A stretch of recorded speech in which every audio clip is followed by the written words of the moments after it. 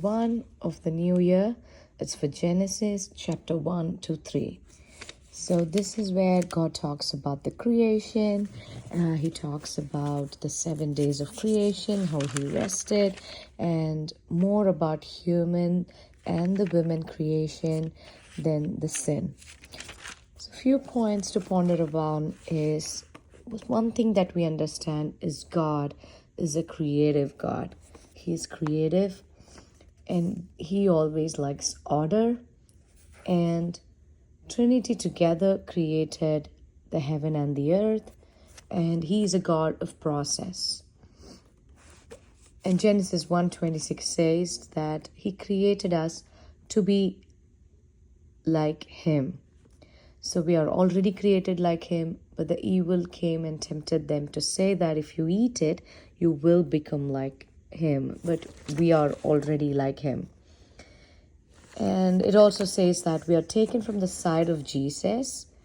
So from inside of Jesus. So how Eve was taken from the side of Adam, we could see that we are taken from the side of Jesus, from the inside of Jesus, where Jesus was hurt, like he was hurt in his side.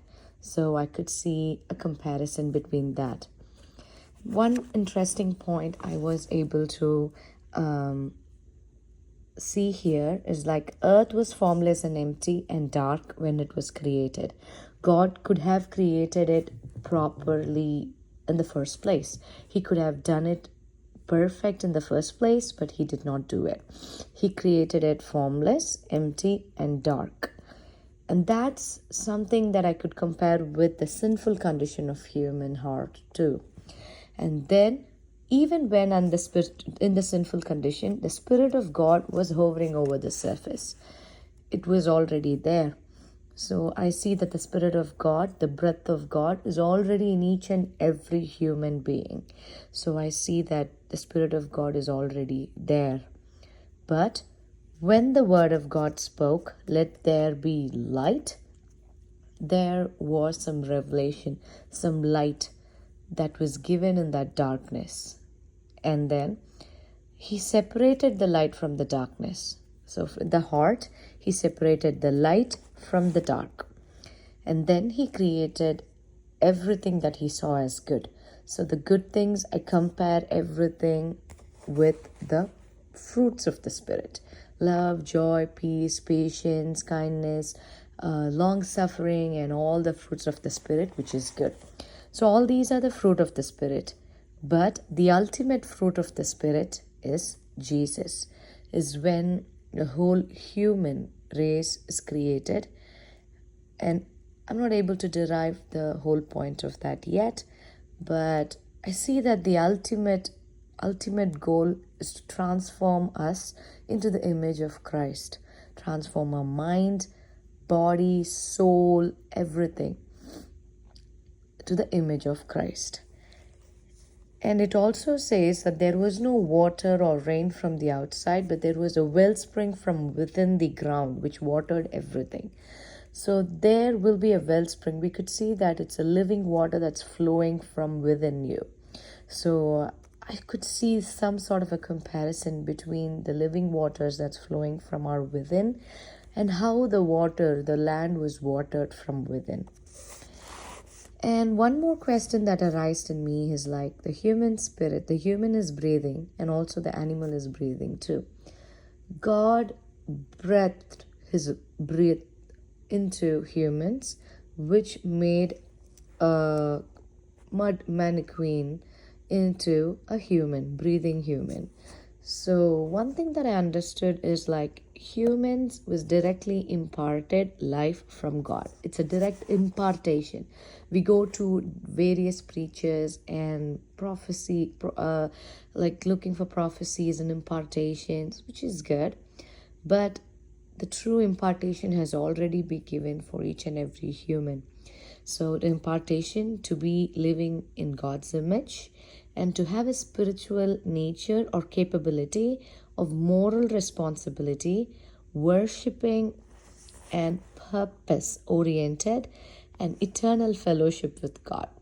We don't see that in the animals. We see that they have the physical breath of life.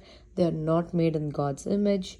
And in even Ecclesiastic 3:21, it says that who knows if the human spirit rises upward and if the spirit of the animal goes down into the earth. And these are some points that I saw when I studied Genesis 1. In Genesis 2, it gives more detail about the tree of life and the tree of knowledge of good and evil. So the knowledge of good and evil is like finding for ourselves what is good and bad in our eyes and in the world eyes, and all the signs and that and this and everything, and maybe other people's life. But the true tree of life is like going to the source of life, God, and understanding His heart for our life and for each and every decisions to be taken for our life. And man, after sinning, the man, women, and the serpent, but we are going to see about the curse that was given to the man and the curse that was given to women.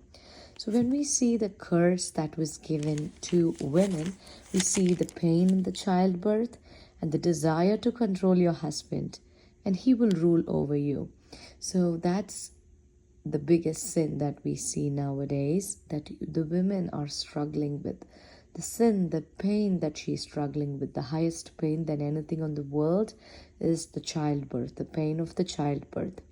So that's as a result of sin, but God has already reversed it on the cross if we believe and if we walk into that promise. The next one is to desire control your husband. Otherwise, we could see that in Corinthians, Paul says that you won't desire to control your husband, but you will be ready to submit out of love. How a church submits to the Christ. And then he will rule over you is how there is the male chauvinistic behavior and how the male thinks that he is the head and the other ones are his subordinates and his slaves.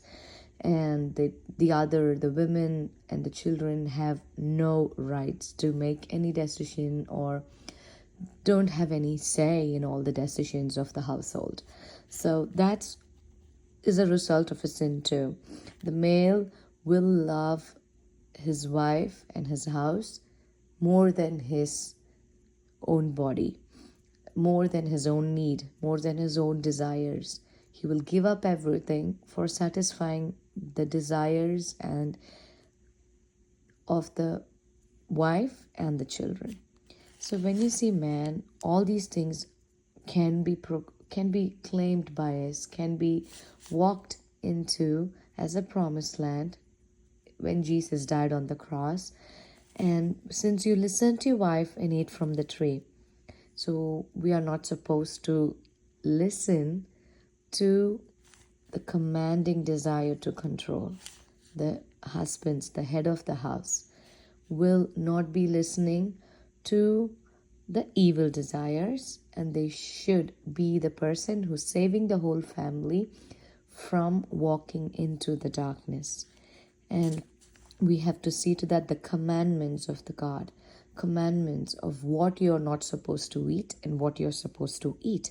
The ground is cursed, but now the ground is not cursed, and your life will not struggle to make a living. It will be from rest. It will be a breeze. It will not grow thorns and thistles. It will not grow and choke up the fruits that you're producing. The sweat of your brow, you will have your food. You will have a very pleasant and blessed life until you return to the ground from which you were made. So, for you were made from dust and you will return to dust. And we will meet you again tomorrow for the day 2 of Bible.